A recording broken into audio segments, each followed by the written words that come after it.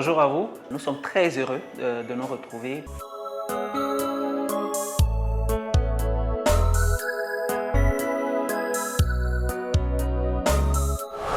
Un monsieur s'appelait Corneille. Corneille était comme un noble dans la société, alléluia. Parce qu'il jouissait d'une certaine autorité, d'une certaine notoriété, d'une certaine prospérité, en tout cas à son époque. Corneille n'était pas juste un soldat. Aujourd'hui, Corneille est représenté par une personne qui dit « j'ai une intelligence », qui dit « j'ai un diplôme », qui dit « j'ai des connexions », qui dit « j'ai des talents ». C'est ce Corneille-là. Corneille était quelqu'un qui donnait de l'argent. Il faisait beaucoup d'aumônes. Mais il faisait quoi? Il priait aussi beaucoup. Vous savez, il y a deux choses au moins que vous devez être capable de faire si vous voulez expérimenter de la puissance et de la percée. Si vous voulez expérimenter de la promotion, si vous voulez expérimenter de l'élargissement, si vous voulez expérimenter la paix dans votre couple, si vous voulez expérimenter un certain niveau d'abondance, il y a au moins deux choses que vous ne devez pas négliger. C'est quoi? La prière et puis l'aumône, ou bien l'offrande, si vous préférez. Ces deux choses-là ne doivent jamais vous manquer. Votre argent est capable d'aller faire coco à Dieu. Alléluia. Et c'est ce que justement Acte nous dit. L'ange lui est apparu et l'ange lui a dit quoi? Tes prières et tes aumônes sont montées vers Dieu. Ton offrande parle. Ton offrande marche. Ton offrande s'envole. Tu peux donner une mission à l'argent que Dieu dépose dans tes mains. Et la Bible dit que les fils de la chambre nuptiale ne peuvent pas être en deuil, ils ne peuvent pas mener deuil, ils ne peuvent pas pratiquer le deuil ou mener une activité semblable au deuil pendant que l'époux est là. Ça veut dire quoi? Est-ce que vous savez que le terme époux, c'est comme le terme mari? On va mieux comprendre ça tout à l'heure. Mari là, ça ne veut pas dire mari, alléluia. Mon mari. Hein? Ça vient d'un terme qui veut dire master. Ça veut dire quoi? Maître. Mon mari là, ça veut dire mon maître. Alléluia. Mon mari, vous parlez mon mari. Ça veut dire quoi? Donc s'il est ton maître, ça veut dire quoi? Toi-même tu es Guy. Alléluia. Alors époux veut dire pourvoyeur. Alléluia. C'est pourquoi normalement tu ne peux pas être marié et être dans le manque. Alléluia. Amen. Tu ne peux pas et ne dois pas être marié et être dans le manque. Parce que le terme époux veut dire pourvoyeur. Donc quand la Bible dit que les fils de la chambre nuptiale ne peuvent pas mener deuil, autrement dit, ne peuvent pas jeûner. Parce que si vous parcourez l'Ancien Testament, vous allez vous rendre compte que la notion de jeûne est rattachée à la notion de deuil. On dit il déchire son habit. On dit il porte quoi? Il porte la cendre. Et il mena le deuil. Donc la notion de deuil est intrinsèquement liée à la notion de jeûne.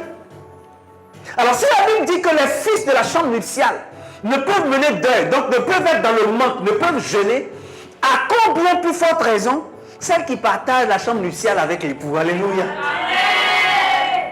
Je déclare que tu expérimenteras la joie de l'époux au nom de Jésus. Tu expérimenteras le repos de l'époux au nom de Jésus. Matthieu chapitre 11, le verset 28.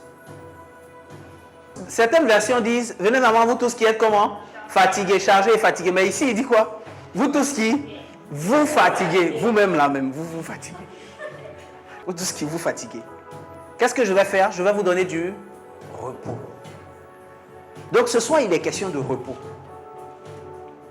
Jérémie chapitre 29, le verset 11.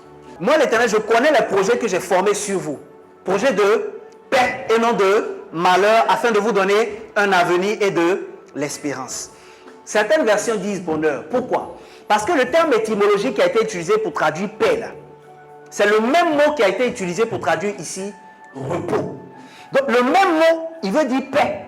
Le même mot, il veut dire repos. Et le même mot veut dire bonheur. Et le même mot veut dire prospérité. Alléluia. Donc Jésus est en train de dire, venez à moi vous tous qui êtes chargés et fatigués. Je ne vais pas seulement vous donner du repos, je vais aussi vous donner de la paix dans votre foyer. Je vais aussi vous donner de la prospérité et je vais aussi vous accorder du bonheur. Alléluia. Amen. C'est le même mot. Afin d'être capable de produire de grandes choses pour Dieu, les 12 personnes ont reçu l'Esprit. Et la première prédication de Pierre, il y a eu plus de 3000 convertis. Je veux que nous puissions prier pour l'œuvre de l'Esprit en nous-mêmes. Alléluia. Parce que c'est l'œuvre de l'Esprit en nous qui est capable de faire quelque chose au travers de nous.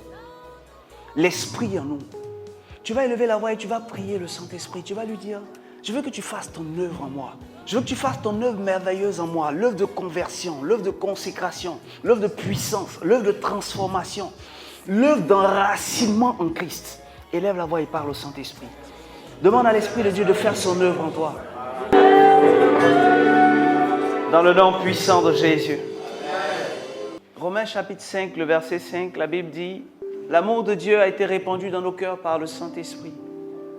L'amour de Dieu a été répandu dans nos cœurs par le Saint-Esprit. L'amour est déjà dans notre cœur. Alléluia. Nous allons élever la voix, nous allons prier encore l'Esprit de Dieu. Nous allons lui dire, cet amour que tu as déjà répandu dans nos cœurs, nous voulons que tu le multiplies, nous voulons que tu élargisses davantage nos cœurs, nous voulons que nos cœurs soient débordants de cet amour, que nos vies ne soient plus reconnaissables, que ton cœur soit rempli d'amour, que l'Esprit fasse son œuvre d'amour dans ton cœur et dans ta vie. Élève la voix et prie le Seigneur. Oui, ton œuvre a sonné, les mots sonnent à la barreau.